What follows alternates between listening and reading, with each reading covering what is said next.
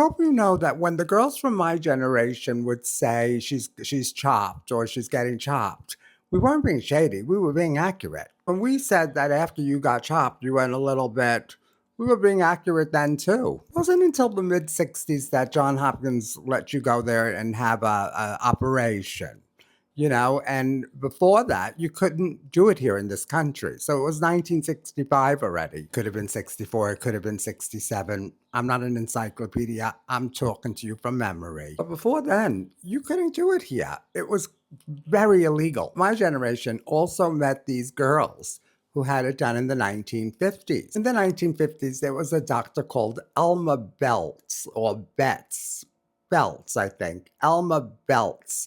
I always remember the name Elma because it reminds me of, Elma Glue. He used to work with that Harry Benjamin and do secret operations because there were a million laws against it. You couldn't do it. In the 50s, it was illegal to cut the low-hanging fruit off. The cherries. You couldn't cut them off. It was illegal. So this guy found a way to stick them inside. Then he chopped the rest off and carved some skin from your thigh and built something there. Now, gruesome, okay?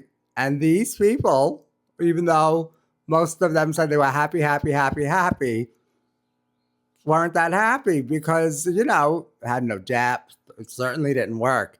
And dear Lord, that thing wasn't pretty. And if memory serves me right, Renee Richards, that tennis player who I met later in life at the salon. Anyway, that's a different story.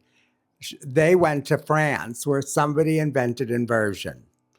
And I think they went there. And then John Hopkins started to do that surgery. And I remember hearing about a young person, about 21, 22, and they wouldn't tell you the name, patient number one or something like that. It was wild. And I mean, that must have been a disaster too. But then, the government changed and they took all the money from all these hospitals that started doing it, and then they stopped it. Then Stanley Biber started to do it in Trinidad. And his, were awful too, but he used to do them fast. He would do like a bunch in a day. God bless him. And then Marcy Bauer. But that's why we called it chopped, because it used to get chopped, chopped and tossed. Girl, they threw it to the dogs. I don't know what they did with it, but can you imagine? Pioneers, honey. Yes. They deserve awards. Somebody should build a statue for Bell's patients, I think. I mean, put them in the West Village.